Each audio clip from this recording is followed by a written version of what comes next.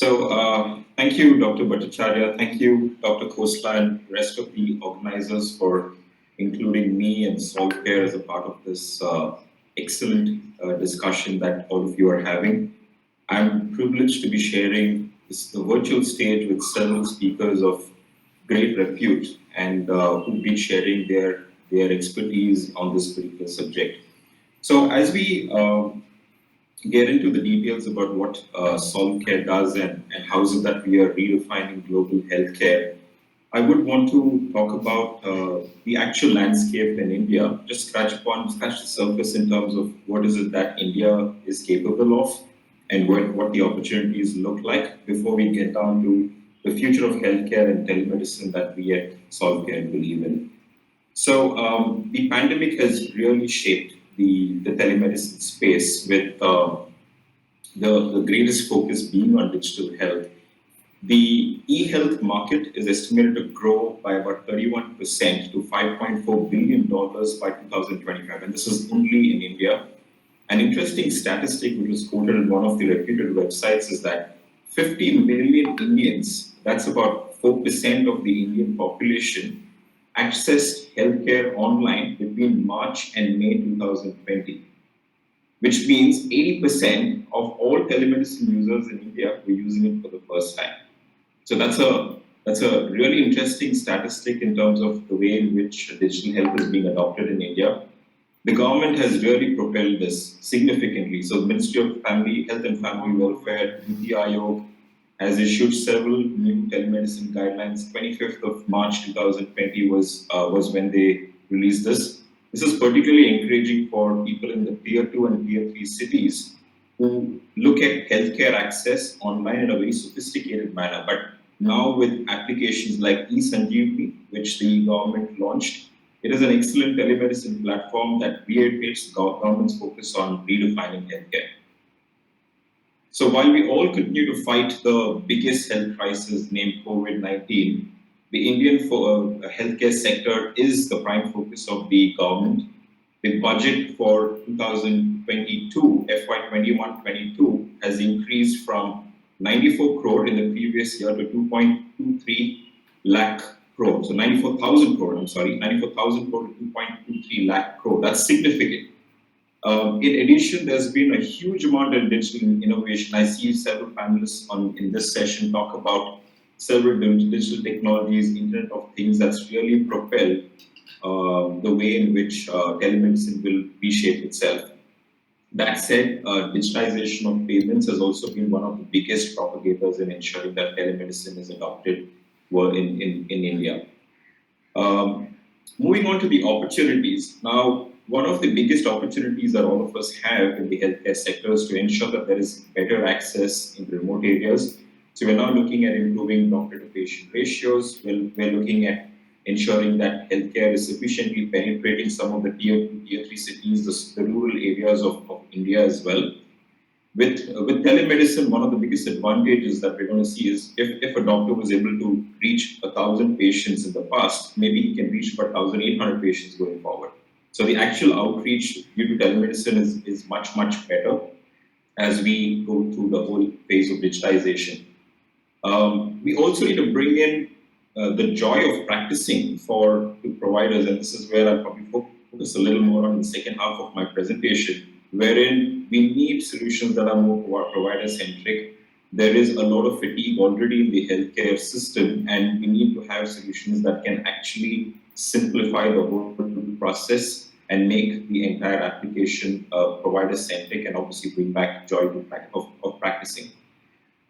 The other aspect as we look at expanding globally with our telemedicine platform is we want to ensure that we do not focus only on episodic care, but we're looking at continuous care or care continuum from a healthcare delivery standpoint. And all of this needs to be within the realm of regulatory compliance. In summary, we're looking at bringing down geographical barriers and ensuring that everybody has quality access to healthcare, irrespective of the state, the country, the taluk, the smaller city or the town that one is a part of. So we're looking at bringing down the entire barrier of healthcare. So here's Global Telehealth Exchange, and this is a product that we at Solve.Care are extremely proud of. It is a telehealth solution which is built on blockchain technology. It is borderless in terms of transcending all geographical barriers that you may think of. And it is an instant patient-doctor care network. So we believe that this is the future of healthcare and in some way the future of telemedicine as well. Just touching upon some of the important aspects of the platform, our key focus is to ensure that we've got immediate access to healthcare for everybody around the world. Three main points as we bring in this provider-centric platform that we hope brings joy to practicing medicine for all providers in healthcare. The first being we want to achieve a better care experience and outcomes for patients. So the whole focus is on holistic delivery, continuous care models, and not an episodic care method. We would also want to streamline processes and reduce costs for providers. So we are looking at maximizing learning potential for providers by taking away all the administrative burden of managing appointments, tracking payments, and ensuring that the system is able to accurately and timely make payments to our care providers.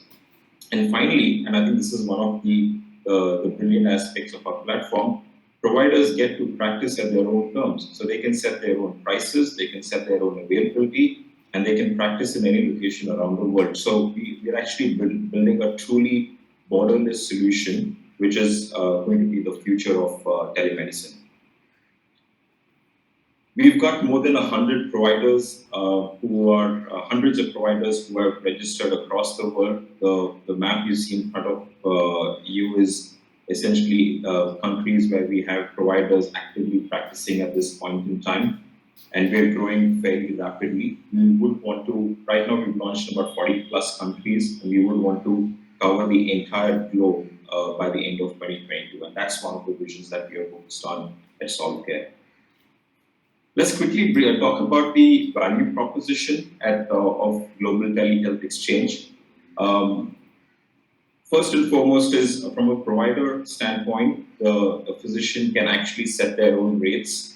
There are no time commitments on the platform. You can actually practice for 1 hour on a weekday, maybe a weekend, or maybe several hours during the whole week. So there's really no limit in terms of the way you want to practice. There is no sign-up fee, and the payments are real-time or automated. The moment the teleconsultation is done, the payment is made in terms of either fiat currency in dollars or Indian rupees, which is relevant in India.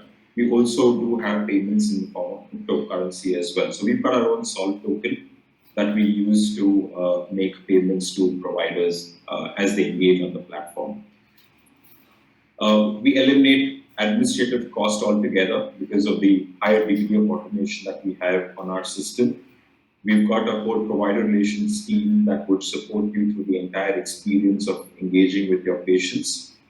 Some of the aspects that we are very, very keen about is data security and compliance. So while we build a global telehealth solution, we are trying to ensure that we are compliant in all respects as we expand around the globe. And obviously, one of the biggest focuses of Global Telehealth Exchange is to improve patient relationships, which is where we're now looking at a continuous care model where physicians can engage with patients at the meaningful intervention during their entire healthcare life cycle. So it's not that we look at patients who need urgent attention, who should be engaging, who we should be engaging with, but it's all about preventive healthcare, continuous care models that we create as a part of GTHE. The other aspect about GTHE is that we actually allow integration with several devices, the Internet of Things. There are several ways in which different networks, example being the mental health network, somebody can actually have, we also do have a diabetes care network, which can be integrated with GTHE. We also would want to invite several other healthcare service providers to build several other networks that can in turn integrate with GTHE. So the actual aspect of building a whole business model or a care workflow using GTHE is very, very simple, and we can get people up and running in a very short amount of time, maybe a few days itself. So let's talk about technology for a little bit, because this is an aspect that we built or conceived the whole idea of GTHE on. So blockchain is one of those most important aspects. I'm sure everyone's heard about blockchain. If you if you Google and look at some of the benefits of blockchain, we talk about it being truly. Mr. Srivastava, 5 more minutes. Yeah, thank you, Doctor. So it is a truly decentralized platform with no single source being the critical aspect of failure in the system. The data is immutable, is tamper-proof. No one can really touch and manipulate data as it moves across the entire blockchain. It is transparent, yet your privacy is privacy protecting and extremely secure. It is the most secure way of transacting information in today's day and age. With that, I want to wrap up by showing a couple of testimonials. There are a few physicians who are actively engaging on our platform, and they have given us several accolades as well as feedback on how easy it has been to practice telemedicine on the platform. We've got doctors all around the world who've got an excellent experience using GTHE. And a lot of them believe that this is the way in which the healthcare ecosystem will eventually evolve, while GTHE is being an extremely secure platform on which doctors can practice. So the whole idea is to bring back the joy of practicing back into healthcare in a secure, compliant manner. We would want to ensure that patients are able to access physicians around the world in a timely basis, just to ensure that they or their families get the right attention that's required. With that, I'll probably wrap up, and I know we're going to have Q&A towards the end. I'll hand it over to Dr. Bhattacharya or Dr. Khosla for their comments. Mr. Srivastava, just one point. Okay, your solution transcends the boundaries, but as per the telehealth guidelines, the telemedicine guidelines which have been rolled out, an Indian doctor cannot provide consultation across the border. No? He can do it in another state, but not beyond the borders. So he cannot offer a prescription outside of India, but he can definitely provide medical advice. I mean, as an example, if you look at medical tourism, which is very common in India, with the pandemic, travel has been limited across the globe. So we also need a way in which doctors can continue consulting their previous patients who are from different countries as well. So while I agree with you, telemedicine guidelines do not really allow prescriptions to be offered, there is medical advice, secondary opinions that can definitely be offered across the globe. And if an Indian doctor does have a license to practice in a different country, given globalization and the way in which physicians have been getting educated around the world, if they do have a license to practice in any other country, they can definitely offer prescription as well in that country. Okay. Thank you, Mr. Srivastava and Dr. Khosla for that intervention. Now next slot is for webinar session, which will be conducted by the Solve.Care.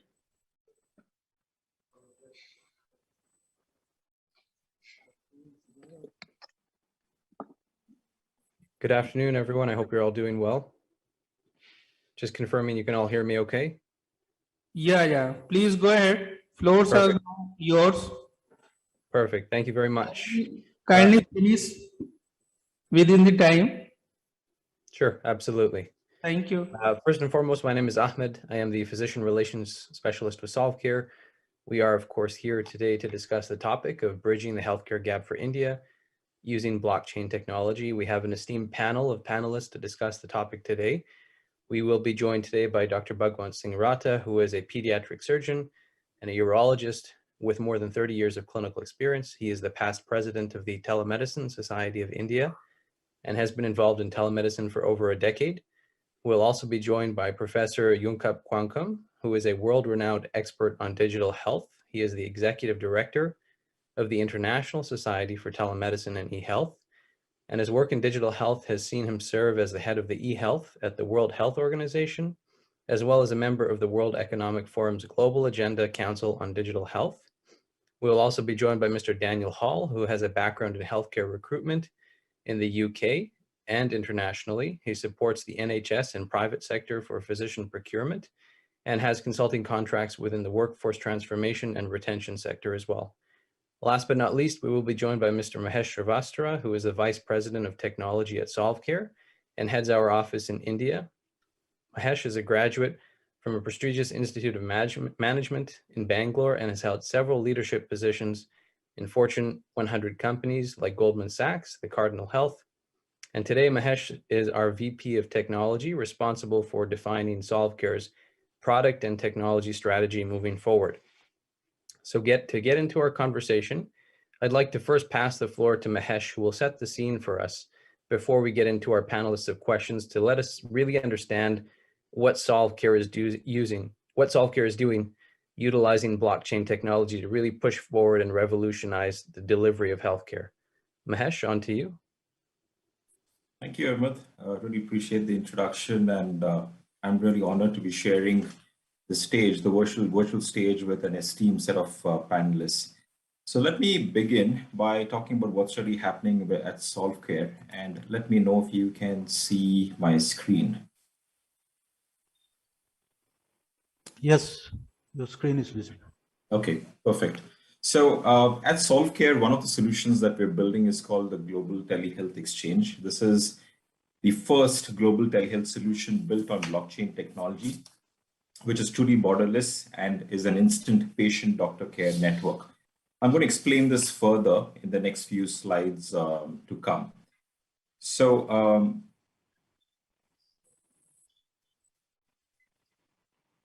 in terms of innovation, what are we trying to do here at Solve.Care, and what is GTHE all about? So three main aspects that I would really want to focus on as a part of GTHE. First is we streamline the process and reduce the cost for providers, which means we're actually maximizing the earning potential for providers.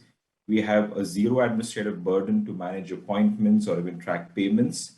And the system is built on accurate and timely payments for care providers. The second feature of GTHE is that we achieve a better care experience and outcome for patients. We are focused on the holistic delivery of healthcare, which includes continuous care models, also care called as care continuum models. And we do not really, while we do support episodic care of patients, the major focus is on continuous care, which is where there's a greater value being delivered for patients. Providers definitely get to practice at their own terms. This means that they can set their availability, consultation rates, and location where they would want to practice around the world, thereby bringing the joy of practicing back to patients. We're currently live in 40+ countries around the world, and we intend to cover the rest of the globe by the end of 2022. Let's quickly highlight some of the value proposition that we have as GTHE, and I'll break this down into two perspectives. Now, first is what's in it for a patient. The number one feature of GTHE from a patient standpoint is immediacy of access, wherein a patient can find a doctor of repute for a specialization anywhere around the world, and this is immediate. So the key word here is immediacy of access. And with GTHE, patients have a broader access to quality physicians around the world. Data security is also a major issue in healthcare, and from a patient standpoint, they can be rest assured that GTHE provides a secure method of data exchange between patients and providers, and all of this happens in a compliant manner. The second perspective that I want to bring to the table is what's in it for a physician. Now, as I said a little earlier, a physician can practice medicine at their own terms, which means it could be at their own time and their own consultation cost as well. There is no administrative overhead with the entire solution, which means everything is automated, starting with managing your appointments, setting up follow-up appointments at the end of a teleconsultation, or even receiving payments. Everything is real-time, everything is automated, hence taking away the whole administrative burden from a physician. So which means in the time that they would spend during a teleconsultation, a maximum amount of time is spent with the patient, which is exactly what they should be doing. And they should leave the administrative burden of managing the application to GTHE, and which is what we are experts at doing.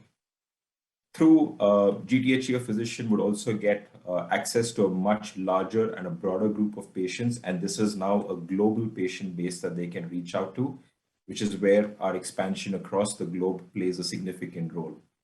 Finally, one of the biggest, the most important aspects of GTHE, and one of the areas where GTHE stands out, is that we help create a continuous care model of patient engagement. So which is a lot more holistic in nature compared to episodic care models that's typical in the industry as of today.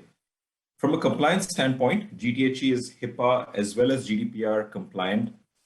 Data is highly secure and tamper-proof due to our best-in-class security architecture. And to demonstrate all of this, I do have some of my team members who are on this presentation today, and they're going to be walking through some of these different value propositions that we have in GTH, and you will see some examples of that being depicted as the demo goes on. So with a few constraints that we had to limit ourselves with, given that we are hosting on Zoom, we are trying to show you a cross-border teleconsultation, a physician in India being consulted by a patient in Colombia. We're going to have payments being made in a secure manner as well to secure an appointment. We do allow payments through crypto as well. So apart from supporting various currencies around the world, we also do support crypto for all our transactions. So with that, I would like to invite Priyanka, who is one of my lead designers and one of the management team members at GTHE, to present the solution. She's joined by Alexi and Shivam, who are also part of my management team, and they will be walking us through the solution. So over to you, Priyanka. Yeah. Thank you, Mahesh. Hello, everyone. Oleski, can you please share your screen?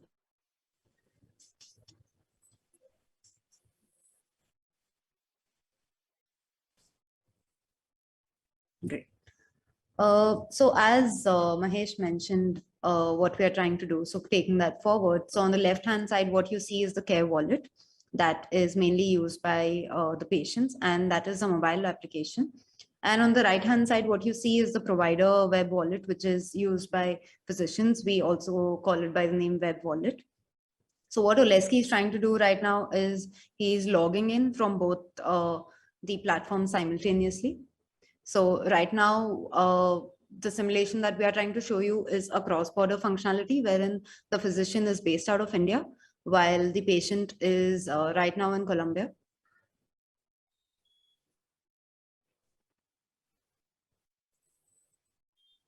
Yeah. So once you enter the physicians, as Mahesh had mentioned, so the physicians, we've made it quite flexible for the physicians that they can set their own availability, like for let's say, for example, 1 hour per day or several hours per day. They can set their own appointment types, for example, initial, follow-up, etc. They also have the flexibility to set the consultation fees according to whatever they are comfortable with. So, yeah. So the application is hosted on blockchain with the physician and the patient data being very secure and in control. So the patient can search for a physician across the globe. The patient can also specify their preferred gender and language while searching for a physician. So we've already booked an appointment beforehand. We also support a lot of several languages on the platform. So the search is going to check blockchain nodes posted across the globe for physicians who matches the search criteria specified. In the interest of time, we already have a doctor who's available, and we are going to start a teleconsult now.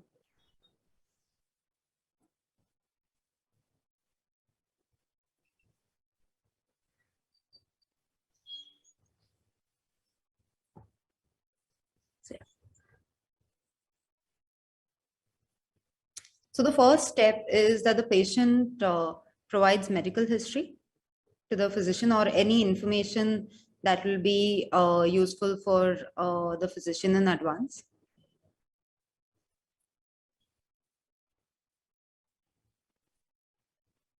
So this is what you see right now is the main teleconsulting screen.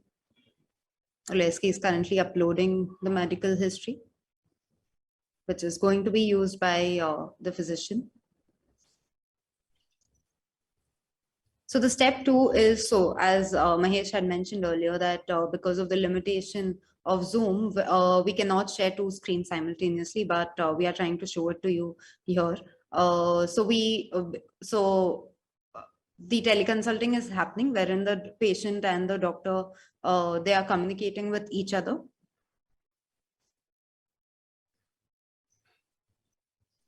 So now the physician has enough information. So when the teleconsulting ends, the physician has enough information about the patient and the disease and is now going to upload the prescription for cure.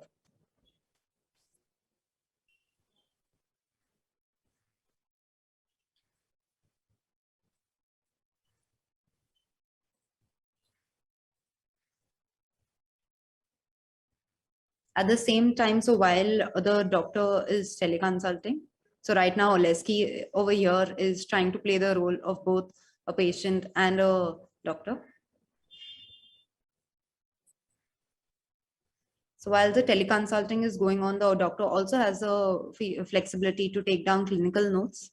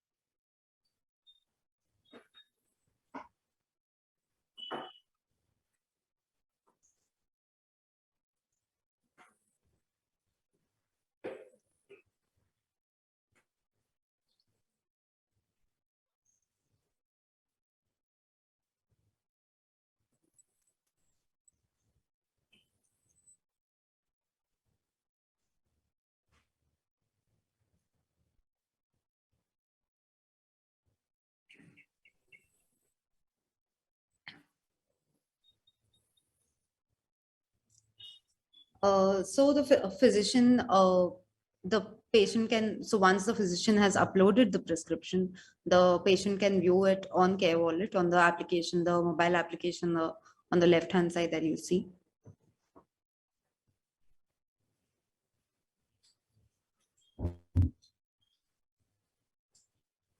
Yeah. After this, so this is the entire circle of teleconsult. After this, we move on to our continuous care. So we have this feature called HAYFT. That so the full form is how are you feeling today? So the purpose of this is to engage the physician and the patient with ongoing care. This is more relevant in healthcare life cycle when compared to episodic care, where the engagement does not continue after the teleconsult. So the physician here can create cards based on the information that the physician wants to know from the patient. Physicians can create any number of cards on the platform and customize it based on the requirement and send it to the patient. After which the patient looks at the card, like so you're seeing an example here wherein the doctor, after prescribing the medicines, the doctor is asking, did the medicines react to you and all of that. So it is more of a follow-up bit wherein the doctor is sending the card while the patient responds, and based on the response, the doctor then suggests the plan, the next thing to do.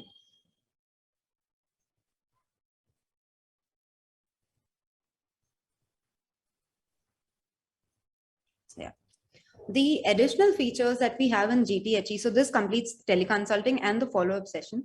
The additional features that we have in GTHE is patient invite, wherein physicians can invite their existing patients apart from being available for the patients who are already using the GTHE across the world.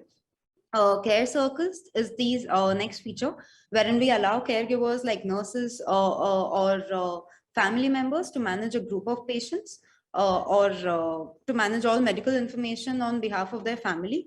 For example, minors. The third feature is care groups. So these are groups created by physicians based on a common theme that applies to patients.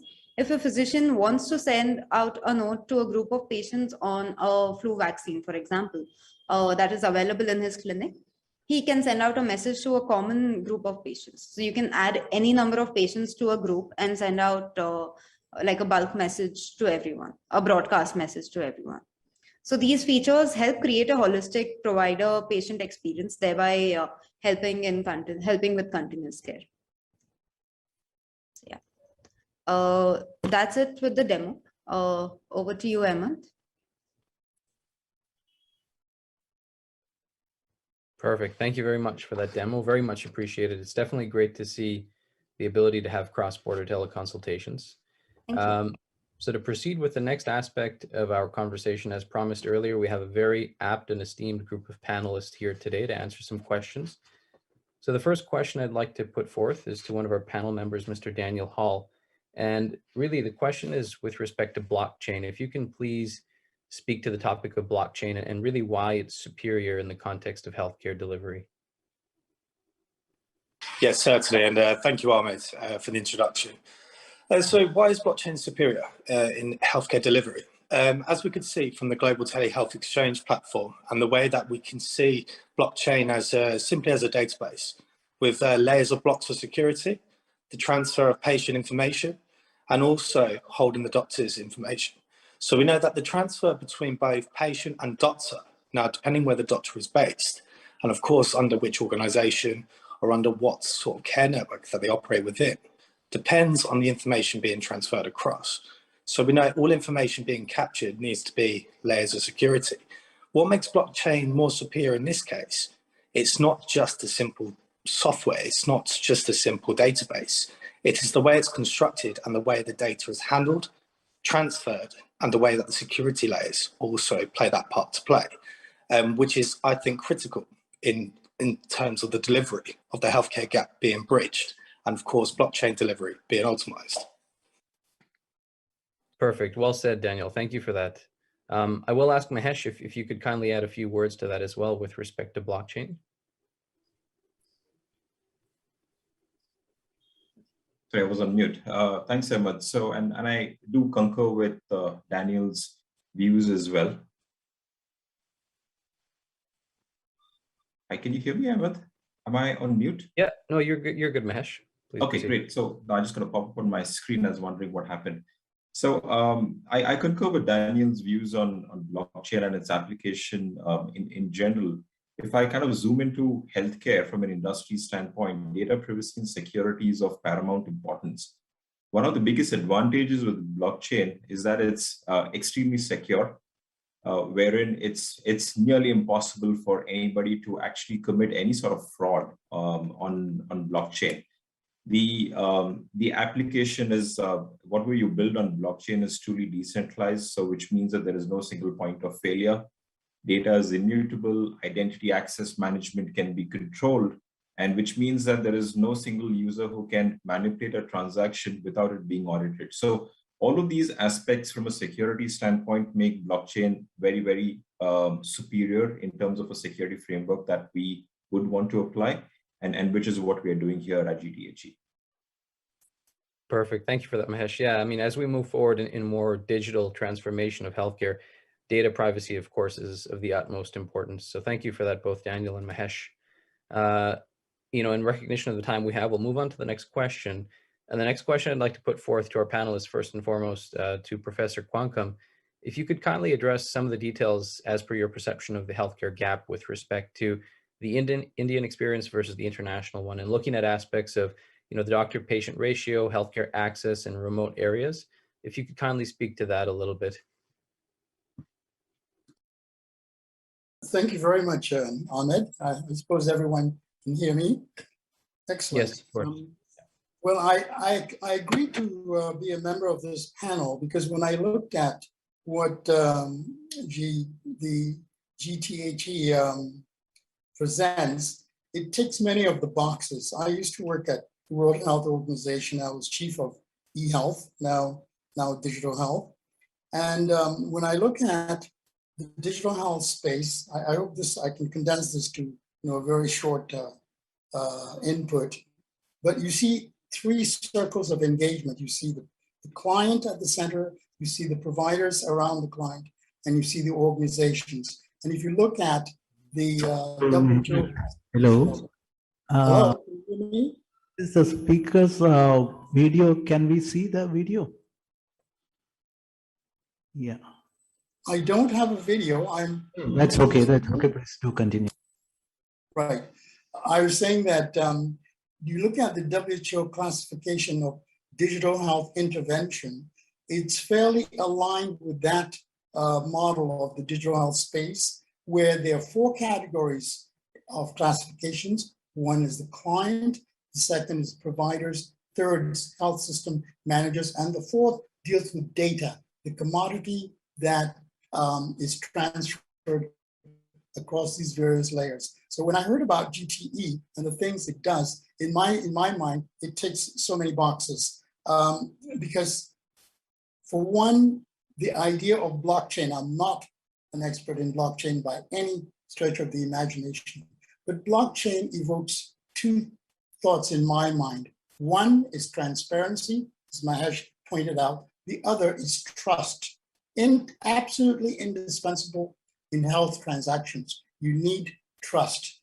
And then when you look at what it is we want to achieve with digital health as a whole, we want to build integrated, that's a key word, people-centered, another key expression, health services. You cannot pretend to build any integrated health services without the possibility to exchange data on a trusted platform.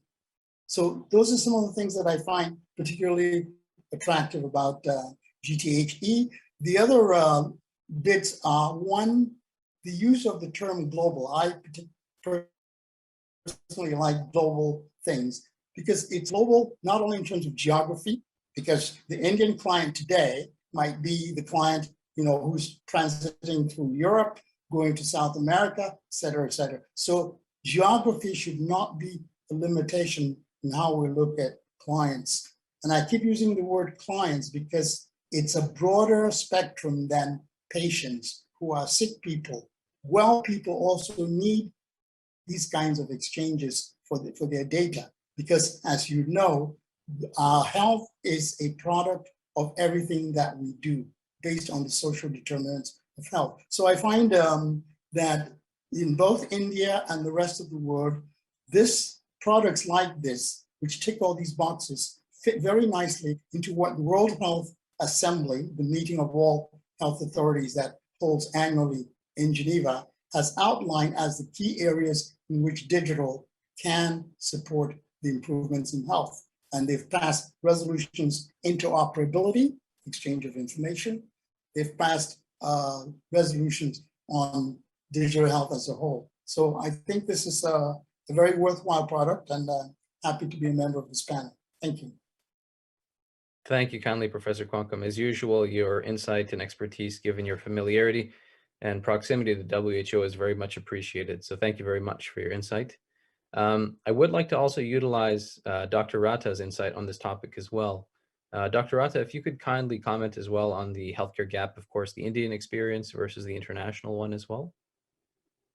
The gap in India is, of course, related to the manpower. You see, we have a population of 1.38 billion that resides from Himalayas down to the Indian Ocean, from north to south, and east to west, from desert to the hilly areas of the northeast, with lots of islands across.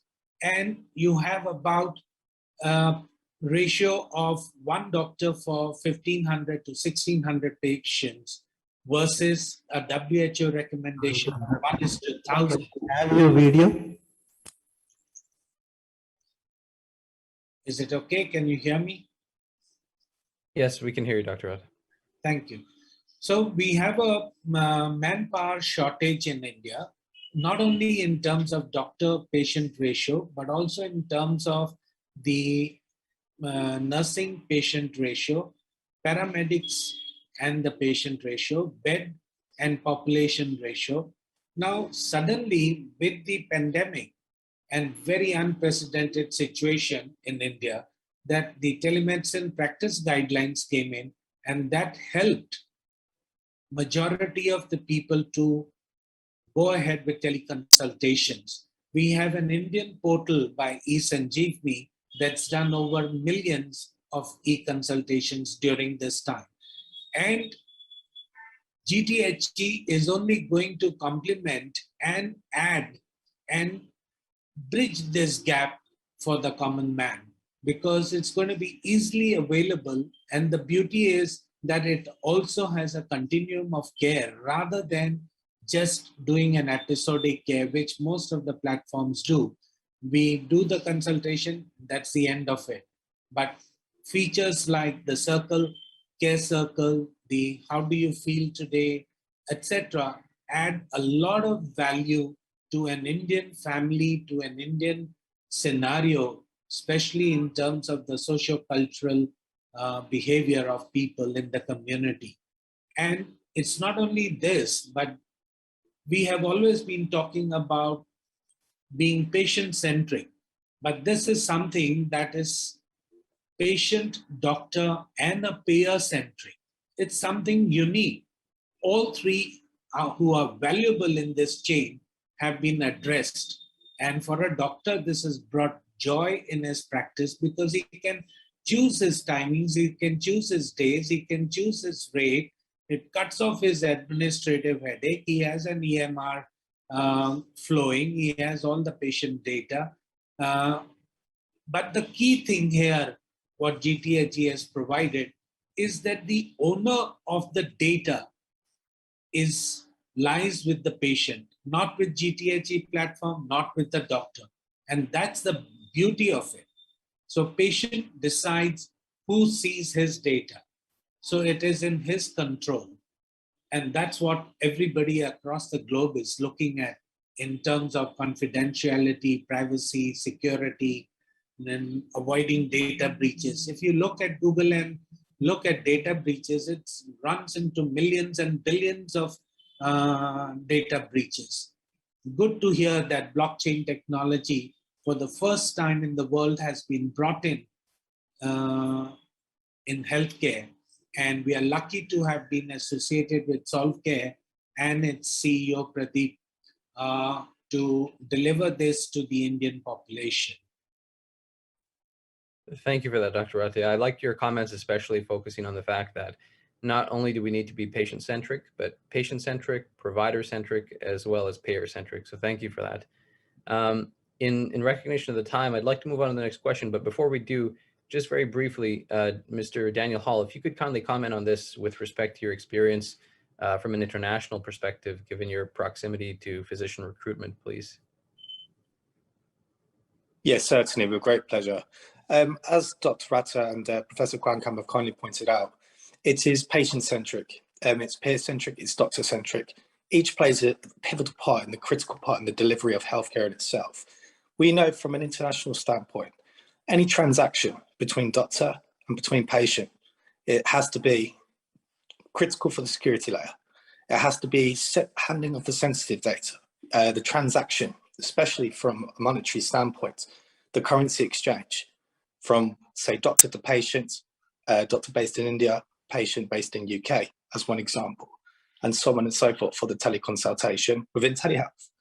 In the wider digital health world, and say, patient needs to be referred to specialist hospital, we know that any sort of issue with payments, we need to make sure that each of that, everybody has that security, everybody has the opportunity to have a safe transaction, that their data will be handled safely and securely. Thank you. Thank you, Mr. Hall. Well said. So moving on to the next question, of course, COVID has become something that has consumed discussion. So as we move forward in the digitalization of health, I'd like to ask Dr. Ratta, due to his familiarity with practice in India, can you please shed some light with respect to telemedicine adoption and why it's so relevant given the context of COVID that we have with us today? Yes, you see, prior to COVID, we were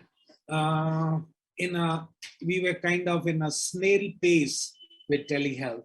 For the last 20 years, even the Telemedicine Society of India has been working to get a legal paper passed through the parliament and have a bill that makes telehealth legalized. Unfortunately, it didn't happen till the pandemic came in. One little virus created havoc in the country, and suddenly telemedicine has taken off like a rocket going up in the sky. So the teleconsultations across the country have increased. Ask any individual doctor, and he'll say 30 to 40% of my appointments have all become digital. Face-to-face consultations are more for the first timers rather than the follow-ups.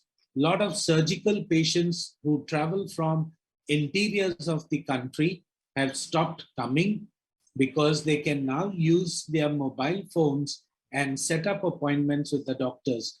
And during COVID hours, especially when you didn't want overcrowding in the hospital, you wanted social distance, you wanted people to be hand sanitizing and keeping everybody safe. So this was thought to be one of the best ways to engage with your patient. And of course, like you have a card, how do you feel today? So it's a very challenging thing for Indian doctors to keep their patients engaged. So the best way was, all right, when you go back home, I want to see your wound, do a WhatsApp call from your phone and let me see your wound. It will save you traveling maybe 3 hours and coming with the relatives. So you're going to save on cost, you're going to save on time. And similarly, if GTHE, as it penetrates into the country and augments the efforts of the government through Ayushman Bharat, through e-Sanjeevani, etc., I see a lot of traction in the model. And during this COVID hours, as we have already noted, that billions of teleconsultations have happened. So I'm sure that GTHE is at the right time in the right place to take off from here. Great. Well said again. Thank you for that, Dr. Rata. Of course, as we move forward, there's so many more efficiencies that can take place with this platform without question. So looking at the, I guess, efficiency of a practitioner, as mentioned, the primary goal, of course, from a clinical perspective is to make the practice as efficient as possible. My next question is for Mahesh. If you could kindly elaborate further how we could use GTHE to become more effective in our medical practice and why it allows us to be more efficient. Sure. So 3 or 4 points jump out at me when I talk about making GTHE more efficient for providers. So the first is about the focus primarily with GTHE is to improve productivity of the provider. So which means that a physician will achieve more for every hour of work that they spend on GTHE. In addition to the outreach being global, so which means that the impact could be across countries, across states, right down to districts, taluks, villages. The penetration of telemedicine, given the penetration of internet and digital payments across the country, is actually going to be enabling a greater outreach through GTHE. The second point that I want to highlight is, given that we are in the healthcare space and data exchange, rather patient data is extremely important, the way we manage it, GTHE allows secure data exchange, both between the patient and the provider, and for any other purposes beyond just that interaction as well. The third point that I want to highlight is, given the aspect of cross-border teleconsults, the outreach of physicians, which was pretty much regional, with the invent of technology, with the invent of applications like GTHE, now the outreach is going global. So which means, like the way we showed a demo of a patient in Colombia reaching out to a doctor in India, we're going to be allowing virtual medical tourism in a lot of ways, which is going to create a much more larger impact to ensure that everybody across the globe has got access to healthcare in a timely manner. Finally, if I talk about the continuous care model, which GTHE is particularly proud of, we would want to ensure that the patient-physician relationship is a lot more meaningful, lot more long-term. The idea is to ensure that we are able to intervene at the right point in time of the patient's health life cycle, just to ensure that we add value, probably through preventive healthcare as well. Not ensure that we wouldn't want patients to show up in the hospital or the emergency room, but we would want to ensure that we prevent any sort of distress with the patient. So the entire continuous care model or care continuum is extremely important and something that we are really proud of at GTHE. Perfect. Thank you for that, Mahesh. And Dr. Rata, just to go back to you very quickly, from a clinical perspective, would you be able to provide some insight in terms of the efficiency that GTHE is able to integrate into a clinical practice? Excellent, because you see, during this COVID time, what we have seen is as the unlock happened, a lot of Indians who had never managed to get out suddenly started traveling across to drop their children to United States for their future curriculum and courses. Few went off to UK, a lot of them went to Middle East, and suddenly they realized that there were medical issues. And they were immediately able to get back, and we were able to resolve their problems, whether it was the vaccination, whether it was their upper respiratory tracts, whether they needed some records from our office that could be immediately mailed back to them, or through the GTHE portal. So the efficiency and time that I could save from the administrative part of it was tremendous. And the overall remuneration wise, we were extremely happy. There were no questions because it happened within a matter of a day, sometimes in real time. So that is also an excellent proposal of the GTHE. That makes sense. And I think Dr. Ratta well said is, as soon as you leave your geography, automatically in a conventional case, clinical care cessates. But with GTHE, it seems there's just an expansion of how you can address the clinical care regardless of borders. So thank you for that. Given the fact that we just have a few minutes left, I'd like to leave the closing comments with Mahesh. Maybe Mahesh can kindly comment in terms of what we see in the future for GTHE. Absolutely. So obviously, we've got a fairly feature-rich product roadmap that we've built for GTHE right up to the end of December 2022. Our focus is to expand globally. So we want to ensure that GTHE is available in all the close to 200 countries around the globe. So that's going to be our primary focus in the year to come. There's going to be a huge focus on innovating on the continuous care model. So building upon what we've already got in GTHE from a continuous care standpoint, there are several other innovative ideas that we have to improve continuous care and make the entire doctor-patient relationship holistic. We are at this point in time, we are in the process of signing several partnerships, and this is going to be important primarily with device manufacturers, just to ensure that we're able to capture data from various devices, be it a wearable or maybe any other medical device that can be used by a physician. So we're looking at getting all these partnerships in place just to ensure that we enable providers with the right information to ensure that they're able to attend to a patient in a better way. So several interesting features coming up, Ahmed, from a GTHE standpoint. Perfect. Thank you for that, Mahesh. Gives us a good understanding of course, the potential of GTHE as well. So Dr. Ratta, go ahead. I see your hand up.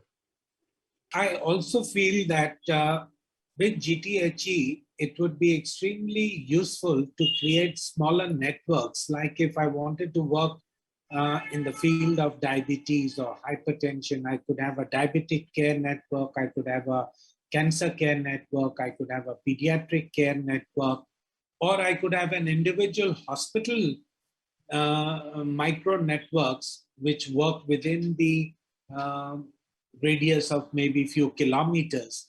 And that gives a good neighborhood clinic kind of a feel to the patient that at any moment I can resort to this on my phone and I won't be left in the lurch. So I think these networks would also be a very useful feature with GTHE. Yeah, no, absolutely. Well said, Dr. Ratta. And the technology of GTHE allows for those previous networks to be built, and the possibilities are endless, as you said, regardless of specialty of medicine area of practice. So absolutely, without question, a positive way forward. In recognition of time, of course, we have a few minutes left, so I'd just like to take a few moments to thank all of our esteemed panelists today, Professor Quancom, Daniel Hall, Dr. Ratta, Mahesh.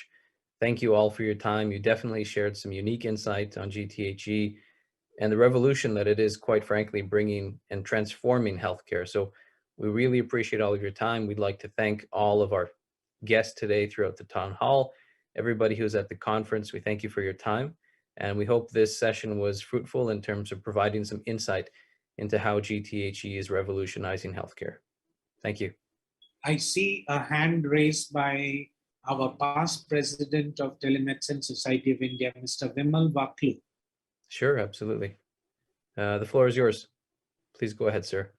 Thank you, Dr. Atta. Thank you, Ahmed. Actually, Priyanka did a presentation on a demo. I mean, primarily the USP of your platform is the blockchain.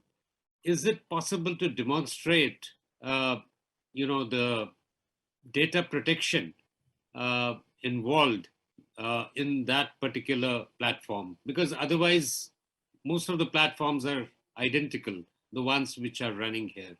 That was my point.